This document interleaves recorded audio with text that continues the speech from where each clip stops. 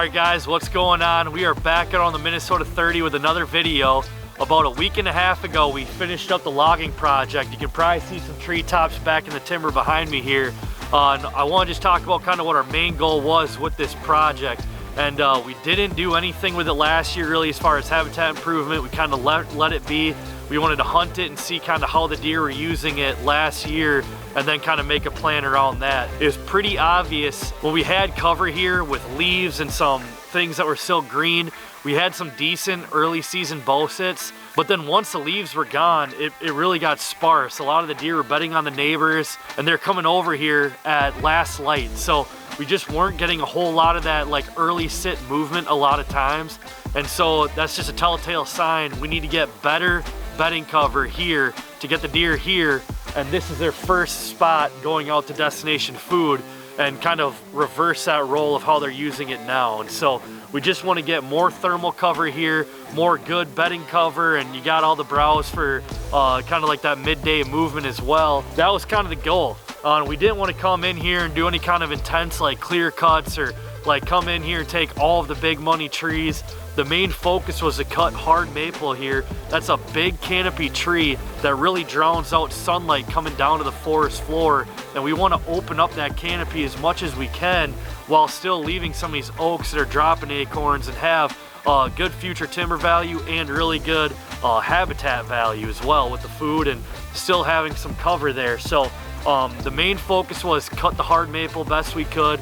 We still did cut some oaks that either weren't super high value, were probably going to die in a couple years, and we did take just a handful of walnuts to make it worth the logger's time and to at least get a little bit of money in our pocket. We're super excited. Like I said, I mean, it really turned out better than I could have hoped for. Some of the key things that Alex did that I think kind of separates him from maybe some other loggers is they came in here instead of just having a pile of tops and maybe it not looking the greatest or not having the habitat value here right out of the gate, is they took that skidder and they kind of brought these treetops up and around and kind of scattered them so they're not just in one little clump. They're kind of just peppered in and out, so deer can be like 3 or 4 deer on this top, 3 or 4 deer on this top, or one over here. And so it can just really separate and hold more deer here. So the holding capacity I think is already going up, which is great.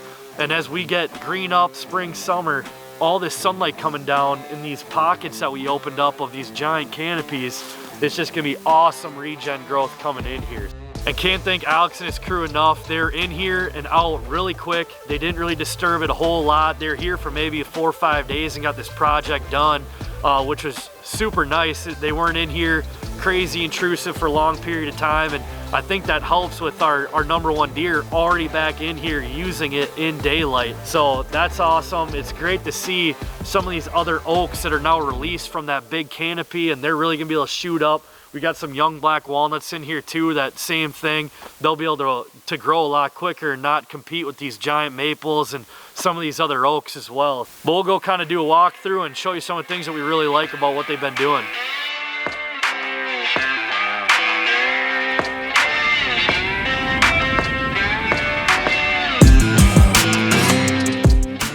Well, here you can see we got some treetops right here, and what we're talking about with some of this instant side cover is these deer can now come in right here.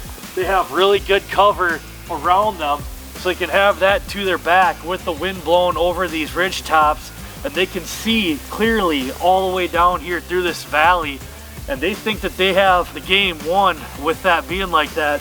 But with our access coming in here, it's bulletproof. But this safety security cover right here is what we're after. This is going to be temporary until we can get that regen coming up.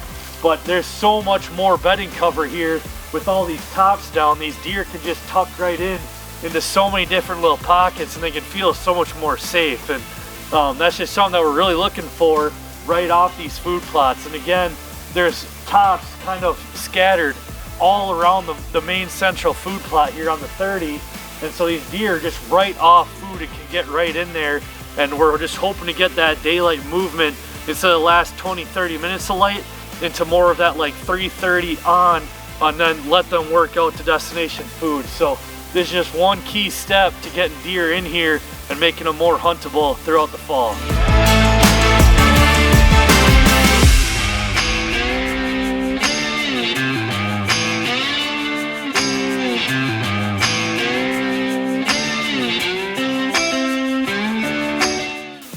putting this plan together, we wanted to make sure that we were going to leave more than enough roost trees so they can come in here and utilize this property too.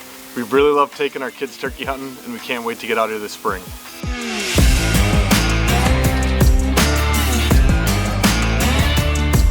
Something that's really nice about doing a logging style habitat improvement is this is the first habitat improvement that I've done that's not just negative money out of the pocket. It's nice to finally get a return back in, get compensated for putting the box blinds out here and putting money into the food plots and all this other stuff. And it's really nice to kind of have that, and then we can plan for this year having more money to put back into these properties and just keep enhancing them and doing as much as we can. But it's definitely nice to finally have one that's going to pay you a little bit too.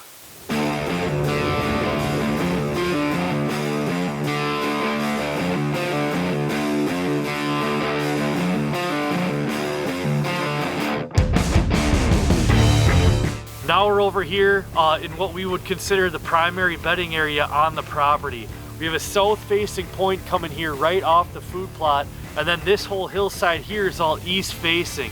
I love east-facing slopes because that's the first place to get sunlight in the morning, so when deer are coming back off food all night, this is where they're going to have that sun. They can bed down here, and then they're catching that first sun to warm up, and then they can shift right over this knob, browse right over there, and then they've got that all-day sun exposure on this south face. And it sets up really good being right off the food plot here. We wanted to do more of an intense cut in this little area to keep the deer wanting to be here. It's more optimal for them, and it's killer for our access because there's a giant wall with this ridge here. They can't see us, they can't hear us coming in, nothing like that. So we can sneak right in there. They can naturally funnel right out to the food plot and be there. So we really opened this canopy up. I told Alex to cut this area a little bit heavier than anything else. There's still a good stand of oaks in here, 4 acorns to regenerate more oak trees and not just have junk come up. But super happy with how this turned out. This is probably a little bit more of the bare ground of anything out here, but we still have plenty of tops for these deer. They're already using one over here bedding right now, but super happy. I can't wait to come back here this summer and see how this regen is starting to grow, how the deer are really going to start using it more now that we'll be out of here. We'll be back here for turkey season, maybe to shed hunt, but otherwise we're just going to let this be here now and let the deer get in here, start using it more frequently. We just got batteries and a cell cam so you can kind of watch them when the antlers drop and get in here, but cannot tell you how excited I am. This turned out so good. The food plot's gonna be even better. We cut some big maples that were shading that too much, so we're gonna have better food, better cover, and we have water already up there. So these deer should have every reason to be using this more towards daylight than they have been. And that's the key again of this project, is get them here in daylight and using this more during daylight hours, and they can go out onto the neighbors and destination food after dark. So super happy with how it turned out. We're gonna get back in the truck because we're all freezing cold, and make sure you subscribe, stick with us. We're gonna have more videos coming here on the Minnesota 40, the Minnesota 60, and we'll keep coming back with more on the Minnesota 30, but thanks for watching.